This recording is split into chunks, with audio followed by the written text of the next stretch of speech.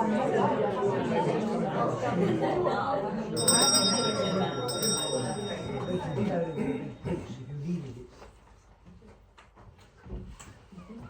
everyone, welcome.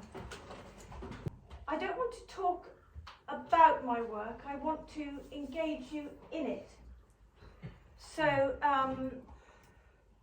we'll see how it goes. You may resist. You'll be a little clearer at the end of the evening about material and method, but I have no recipe. I have a stance, I think I would describe it, a stance. And nobody expresses that stance better than Mary Oliver, so I'd like to just read a few lines from My Work is Loving the World. My work is loving the world. Here the sunflowers, there the hummingbird. Equal seekers of sweetness, here the quickening yeast. There the blue plums, here the clam deep in the speckled sand. Are my boots old? Is my coat torn? Am I no longer young and still not half perfect? Let me keep my mind on what matters, which is my work, which is mostly standing still and learning to be astonished.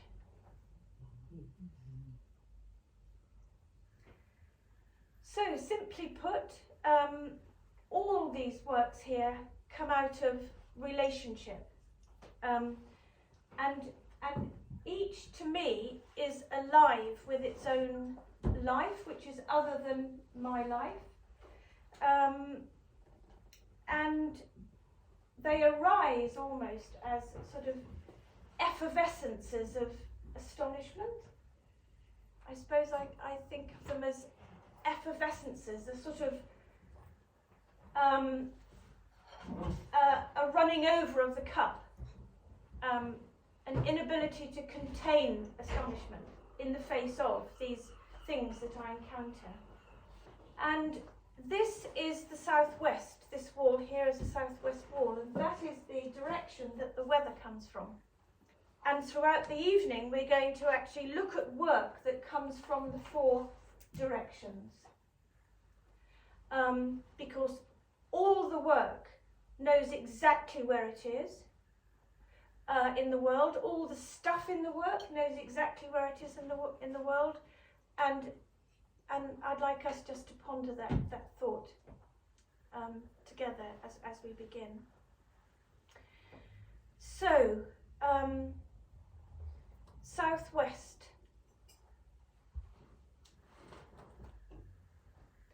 I turn to the southwest, to the prevailing wind, to the direction from whence the weather comes.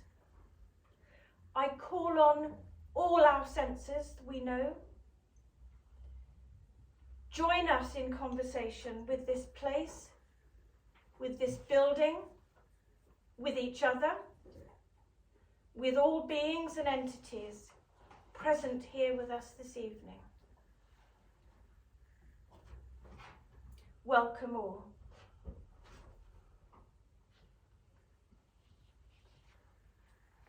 So yes, simply put, I'm a plein air painter, so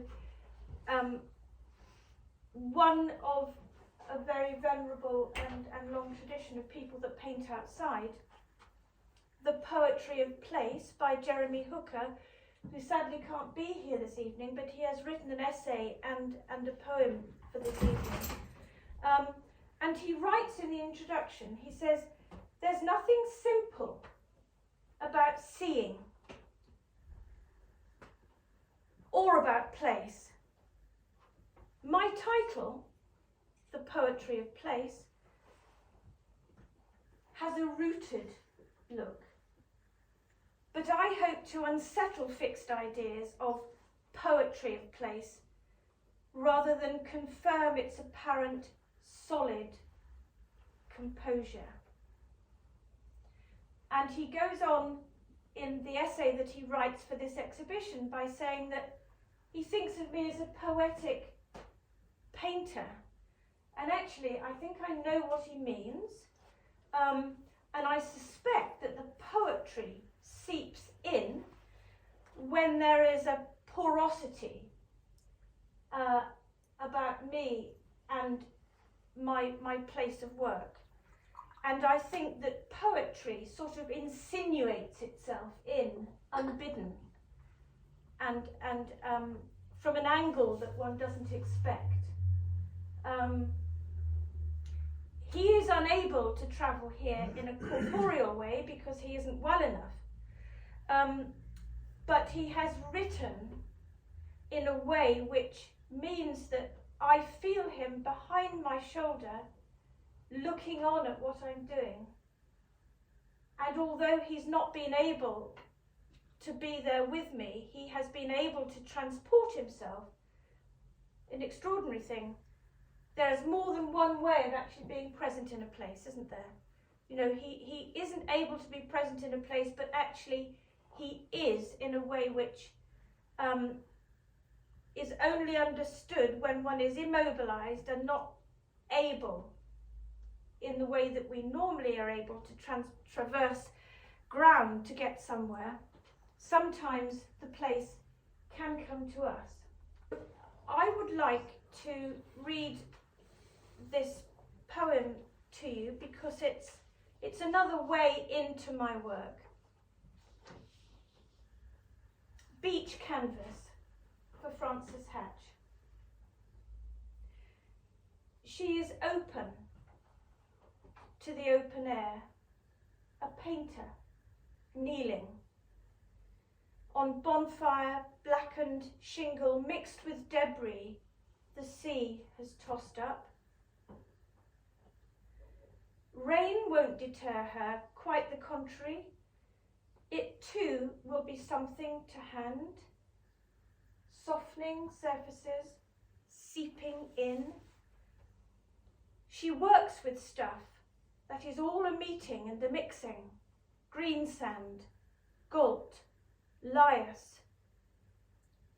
This present moment with geological ages on the Jurassic coast, paint encounters earth, fallen from cliffs, plant life, flotsam, all the material makings of place. As she anchors her canvas with a rock and light flashes where the cliff torn with a fall catches the sun, I want to tell her what her art means to me. I could put it simply and it would be true. What she brings me into, quickened with imagination, is the living world. But is that enough? We need words that glow with inner light, words that come with a touch of life that makes them what they are. Life of flesh and spirit, and not with colour daubed on, but with the inner glow that is energy, the vibrant flower and the mud it grows in.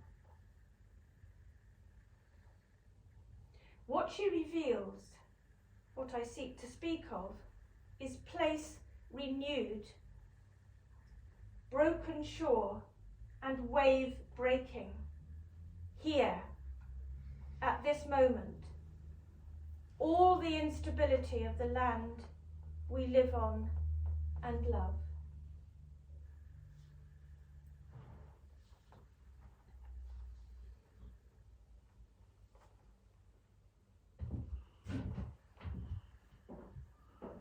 Plan, really, it's a drawing of the way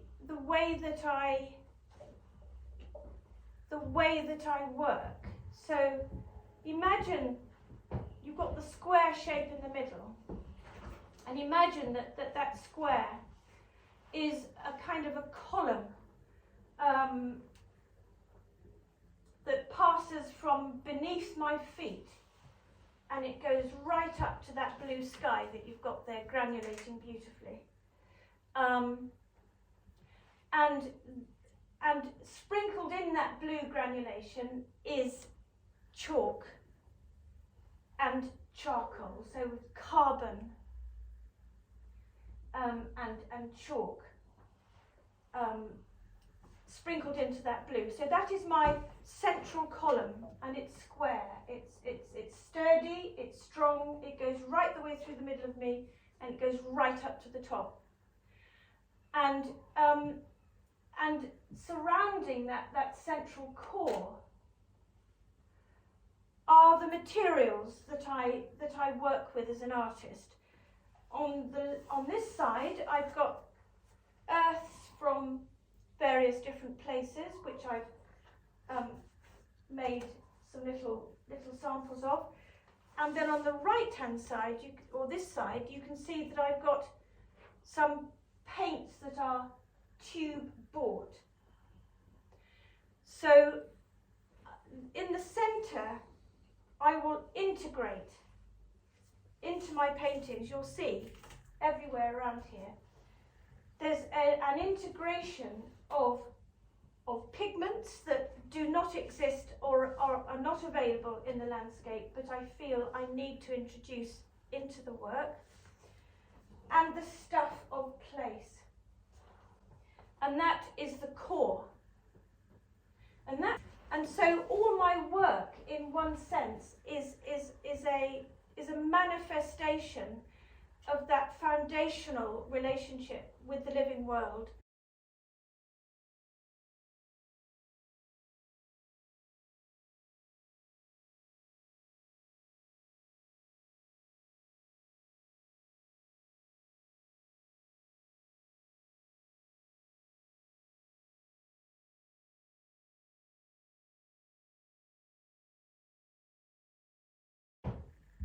Initially sort of trying to sort of capture what the view in front of you, or is it your response to it that you're trying to capture, or just see how it develops? I mean, do you sort of start with a more formal, here's the horizon line? Well, funnily enough, I'm not an abstract. Well, I'm not an abstract, but you can see I'm not an abstract painter.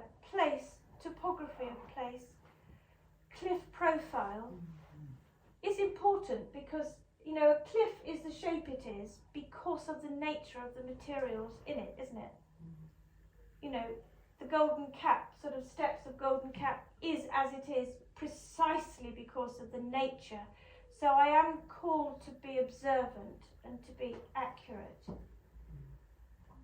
But I get caught up in almost as if I'm working with, I'm on a stage set and there are loads of different actors and stage props and things, and I'm in the middle of it. I'm in relationship with it. I'm in conversation with it. I'm a guest, but I get caught up. And when I get caught up in something, I don't know what I'm doing, and I do my best work when it's too dark to see what colours I'm using. There's one marvellous moonlit night in a wood. And I really didn't know what colours I was using in the end, and I did this amazing opera pink sky, and it was a fantastic painting. I would never have done it if I'd been in full control of my. But that's when the painting is making demands on you. Yes, it's lovely. And it's got its own life. Yes, exactly. Yes, that's a marvellous moment, isn't it? When you begin something and then it begins, then there's another person involved, because there's you and a bit of paper, and at some point it becomes alive and it starts to require things of me, and it's another player. It's magic. But that's bloody difficult when you're returning with a work that hasn't been resolved properly for the second time, to get into that again. No, I just can't wait to get into it. I love it. You can find that I more or less straight absolutely, away. I can get right back into it. Yeah, it's just something that I want to do. And yeah. how do you know when you're finished? That's a good question. I don't necessarily know when I'm finished sometimes. Can you overwork something? Yeah, I ruin things lots. Yeah. Sometimes the conditions change to such a degree that it finishes itself. You know, the session ends, and I have to end with it.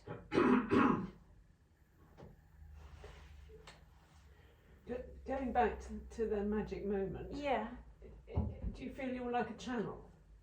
And just it's sort of pouring through you? I lose myself. Yeah. So I'm not myself discreetly me.